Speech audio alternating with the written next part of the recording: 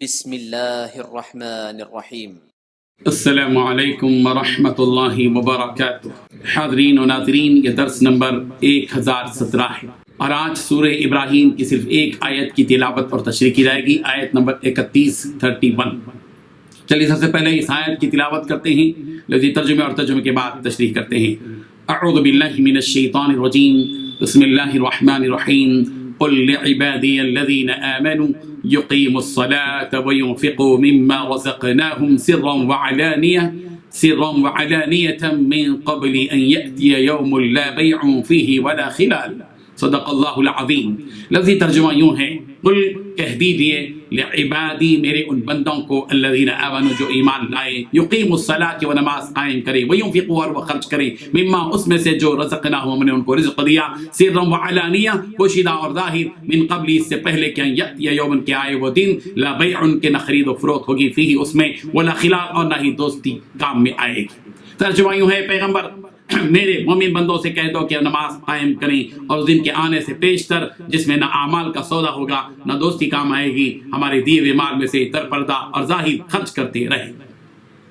اس آیت میں 3 باتیں بتلائی گئی ہیں۔ پہلی بات، میرے جو بندے ایمان لائے ہیں ان سے کہہ دو کہ وہ نماز قائم کریں، اور دوسری بات، اور ہم نے ان کو جو رزق دیا ہے اس میں سے پوشیدہ طور پر بھی اور علانیہ بھی نیکی کے کاموں میں خرچ کر دیں۔ تیسری بات، اور یہ کام اس دن کے آنے سے پہلے کر لیں جس میں نہ کوئی خرید و فروخت ہوگی نہ کوئی دوستی کام آئے گی۔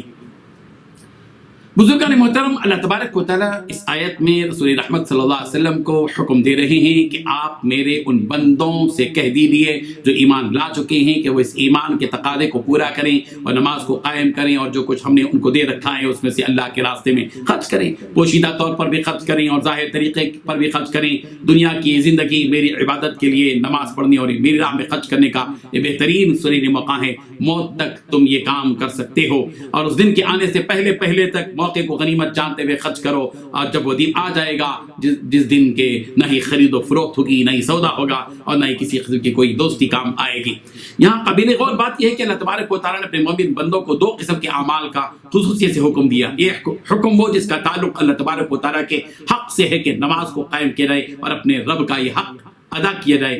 کہ اس کی عبادت کی جائے، اور دوسرا حکم یہ کہ جس کا تعلق بندوں کے حقوق سے ہے کہ اللہ تبارک و تعالیٰ نے جو رزق یعنی مال و دولت عطا کیا ہے تم اس کو صرف اپنی ذات ہی پر خرچ مت کرو، تمہاری اس دولت میں صرف تمہارا ہی حق نہیں ہے، تمہارے مال میں ان لوگوں کا بھی حق ہے جو محتاج و مسکین ہیں، غریب و تنگ دست ہیں، یتیم و بیوہ ہیں، مقروض اور پریشان حال مسافر ہیں، اور تمہاری اس دولت میں وہ تقاضے بھی ہیں جو دین سے متعلق ہیں کہ تم مساجد کی تعمیر اس کو ذریعات پر خرچ کرو، مدارس کی دور و دیوار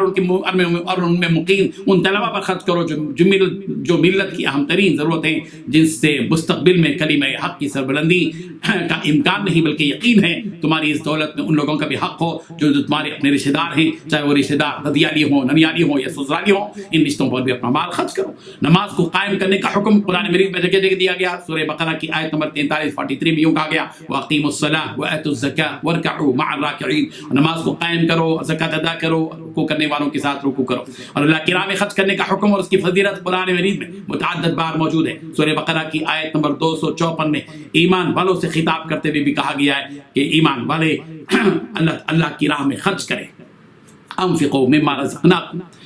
اللہ تبارک و تعالیٰ نے اپنے بندوں کو اس کی راہ میں خرچ کرنے کا جہاں حکم دیا وہاں مالداروں کے اس غرور کو توڑا ہے اور ان کی اس غلط فہمی کو دور کیا ہے کہ کہیں مالدار لوگ یہ نہ سمجھیں کہ جو مال و دولت ان کے پاس ہے وہ ان کی اپنی ذاتی ملکیت ہے کہ وہ انہوں نے خود سے حاصل کیا ہے۔ اصل حقیقت تو یہ ہے کہ جو کچھ مال و دولت اس کے بندوں کے پاس ہے وہ اس کے رب کی عطا کی بھی نعمت ہے۔ اسی لیے اللہ تبارک و تعالیٰ انفقوا مما رزقناہم فرما رہے ہیں کہ ہم نے جو تم کو رزق دیا ہے اس میں سے خرچ کرو۔ مالداروں کو اپنی مالداری پر غرور اور گھمنڈ نہیں کرنا چاہیے، اس لیے کہ یہ رزق اللہ تبارک و تعالیٰ کا دیا ہوا ہے۔ جب اللہ تبارک و تعالیٰ کا دیا ہوا ہے تو وہ تم سے چھین بھی سکتا ہے، اس لیے تمہاری بھلائی اسی میں ہے کہ جو رزق اللہ تمہارے پروردگار نے تم کو دیا ہے اس میں سے اللہ کی راہ میں ضرور خرچ کرو۔ یہاں ایک اور بات اہم بتلائی گئی ہے کہ اللہ کی راہ میں خرچ کرنے کی 2 صورتیں ہیں، یہ کہ تم اس قدر چھپا کر دو کہ کسی دوسرے کو اس کا پتہ ہی نہ چلے، جس کو قرآن مجید کی زبان میں سرن کہا گیا، یعنی پوشیدہ طور پر خرچ کرو، اور دوسری صورت یہ کہ تم علانیہ دو، ظاہر کر کے دو کہ تم جو کچھ خرچ کر رہے ہو اس کا علم دوسروں کو بھی ہو، تاکہ دوسروں کو اللہ کی راہ میں خرچ کرنے کرنے کی ترغیب ہو. جیسا کہ دیکھا جاتا ہے کہ جب کسی دینی معاملے میں خرچ کرنے کی ترغیب اور تشکیل کی جاتی ہے تو نیکی میں سبقت کرنے کی خاطر لوگ سبقت کرتے ہیں اور دوسروں کے خرچ کرنے کو دیکھ کر خود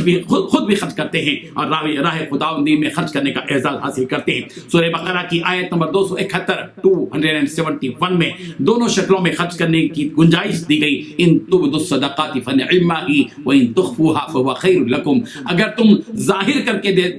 دو اللہ کی راہ میں تو یہ بھی اچھی بات ہے, اور اگر تم چھپا کر دو یہ تمہارے لیے بہتر ہے. قیامت کے دن کے بارے میں ایک حقیقت یہاں یہ بیان کی گئی کہ اس دن نہ ہی خرید و فروخت ہوگی اور نہ ہی کوئی دوستی ہوگی. یعنی کوئی مجرم روپیہ پیسہ یا دینار اور درہم دے کر اپنے جرم سے بری نہیں ہو سکتا. وہاں نہ کوئی رشوت قبول کی جائے گی, نہ فدیہ قبول کیا جائے گا, اور نہ ہی کوئی دوستی وہاں ہوگی جس دوستی کی بنیاد پر کوئی آدمی اپنے جرم سے, اپنے اس عذاب سے چھٹکارا پا سکے. اللہ تبارک و تعالیٰ ان حقائق کو سمجھنے کی ہم سب کو توفیق عطا فرمائے. وآخر دعوانا ان الحمد للہ رب العالمین.